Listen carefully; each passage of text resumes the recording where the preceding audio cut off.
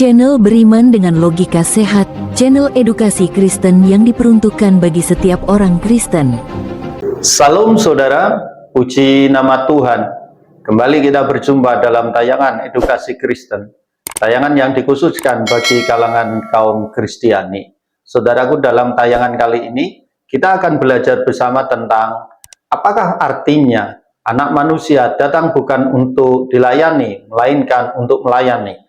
Di dalam Markus pasal 10 ayat 45, saat Tuhan Yesus bersiap untuk menghadapi kematiannya, Yakobus dan Yohanes yang disebut anak-anak guru menghampirinya dengan permohonan, "Izinkanlah kami nantinya duduk dalam kemuliaan-Mu, satu di sebelah kananmu dan satu lagi di sebelah kirimu." Markus pasal 10 ayat 37.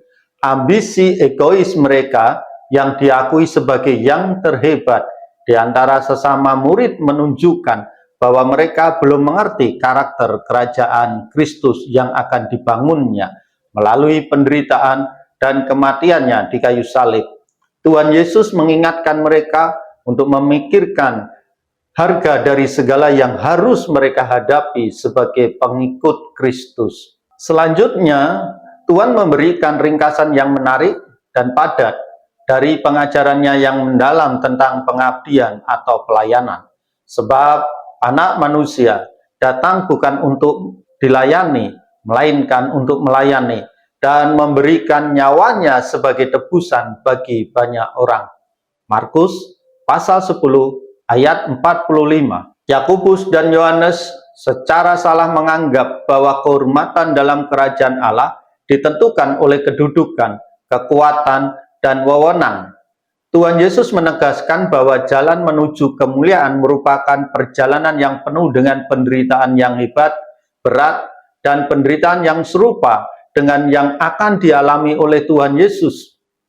Ironisnya, Yakobus dan Yohanes akan merasakan penderitaan yang serupa dengan yang dialami oleh Tuhan Yesus. Yakobus lalu menjadi martir Kristen yang pertama yang dipancung oleh Herodes Agripa. Sementara Yohanes menghadapi penganiayaan berat sepanjang hidupnya dan akhirnya diasingkan ke sebuah pulau yang bernama Pulau Patmos. Yesus Kristus merupakan contoh utama sebagai seorang pelayan dalam kerajaan Allah. Setiap tindakan yang dia lakukan sewaktu hidup dan melayani bersama para rasul menjadi contoh bagi mereka dan kita sekarang. Tuhan Yesus menyembuhkan orang sakit, memberi makan mereka yang lapar, dan melayani masyarakat yang paling lemah serta terpinggirkan. Tuhan Yesus datang untuk mengorbankan hidupnya dalam pelayanan. Oleh sebab itu, kita harus mempersembahkan hidup kita untuk kemuliaan nama Tuhan. Bapa sumber kasih karunia telah memberikan segala sesuatu kepada Kristus, dan bahwa ia berasal dari Bapa, berasal dari Allah, serta akan kembali kepada Allah. Kemudian Tuhan Yesus bangkit dan melepaskan jubahnya. Ia mengambil sepotong kain linen dan mengikatkannya di pinggangnya. Lalu ia menuangkan air. Di dalam Yohanes pasal 13 ayat 3-5, firman Tuhan menyata demikian. Kemudian Yesus berdiri atau bangkit dan melepaskan jubahnya. Ia mengambil sepotong kain linen dan mengikatkannya di pinggangnya. Lalu ia menuangkan air ke sebuah wadah dan mulai menyuci kaki para muridnya dan mengeringkannya dengan kain yang terikat di pinggangnya. Petrus yang selalu memiliki emosi yang meluap, menolak pelayanan Kristus yang penuh dengan kerendahan hati, tetapi Tuhan Yesus menjelaskan, "Jadi jika aku menyuci kakimu, aku adalah Tuhan dan gurumu, maka kamu juga harus menyuci kakimu. Maka kamu harus saling menyuci kakimu. Karena aku telah meninggalkan, memberikan teladan kepada kamu, agar kamu juga melakukan sama seperti yang telah Kuperbuat kepadamu. Aku mengatakan kepadamu, sesungguhnya seorang hamba tidak lebih mulia daripada tuannya, maupun seorang utusan dari Dia yang mengirimnya. Jika kamu memahami semuanya ini, berbahagialah kamu jika kamu melaksanakannya. Dalam kerajaan Allah, ukuran kebesaran ditentukan oleh sejauh mana kita rela ikhlas melayani satu sama lain dengan penuh kerendahan hati.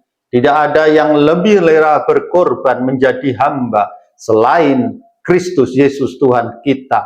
Rasul Paulus menggambarkan penurunan signifikan yang dialami Kristus saat Kristus merendahkan dirinya ke bumi untuk melayani dan mati bagi manusia yang meski dalam bentuk dan rupa Allah, Dia tidak menganggap kesetaraan dengan Allah sebagai sesuatu yang harus dipertahankan, tetapi telah mengosongkan dirinya sendiri dan mengambil bentuk serupa seorang hamba dan menjadi serupa dengan manusia.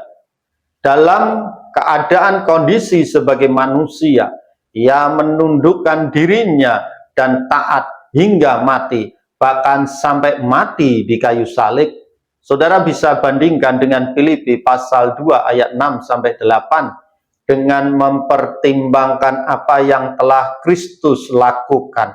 Adalah hal yang tidak logis jika para pengikut Kristus merasa tersakiti atau terhina saat melaksanakan tugas-tugas yang rendah hati, sederhana, bahkan tanpa imbalan. Yesus meninggalkan tempat yang mulia dan tinggi di surga, tetapi tetap patuh pada Bapanya dalam segala hal.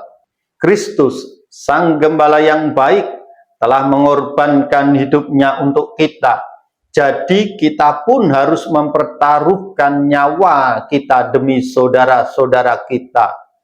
Dasar dari kemuliaan dalam kerajaan Allah tidak bergantung pada status kekuatan atau otoritas, melainkan pada kerendahan hati, sifat yang menyerupai Kristus. Dalam tafsiran eksposisi Alkitab menegaskan kita memperoleh tahta dengan mengorbankan nyawa kita, bukan sekadar dengan berdoa menggunakan bibir kita. Kita perlu mengasosiasi diri dengan Kristus Yesus dalam pelayanan dan penderitaan, karena Dia juga tidak bisa mencapai tahta tanpa melalui salib.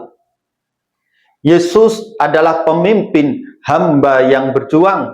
Apabila wakil tertinggi kita, anak manusia, tidak datang untuk dilayani, melainkan untuk melayani, maka kita juga harus melayani orang lain. Apapun posisi kita dalam kerajaan Allah, baik sebagai pemimpin yang paling terhormat maupun sebagai pelayan yang paling lembut, kita harus berusaha meneladani Kristus, memperlihatkan sikap pelayanan yang sama-sama penuh pengorbanan dan kerendahan hati. Baiklah saudara, hal inilah yang bisa saya bagikan tentang makna Yesus datang bukan untuk dilayani, melainkan untuk melayani. Kiranya kebenaran firman Tuhan ini menjadi berkat tersendiri bagi kehidupan kita. Puji nama Tuhan, Tuhan Yesus memberkati.